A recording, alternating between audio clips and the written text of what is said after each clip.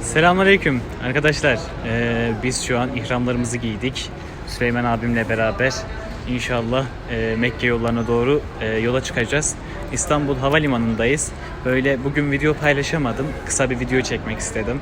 Bütün herkesin selamlarını inşallah alacağım, ileteceğim. Peygamber Efendimizin Ravza-i Mudahharası'na gidince de orada da bütün selamları iletmeye çalışacağım. Sizler de bizlere dualarınızı hiç eksik etmeyin. Ben de herkesin selamını inşallah iletmeye çalışacağım.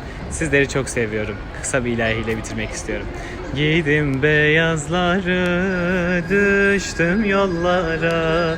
Ya Rab nasip eyle cümle kullara. Nice aşıkların gönlünde yara. Ne güzeldir ya Rab Kabe yolları. Nice aşıkların gönlünde yara.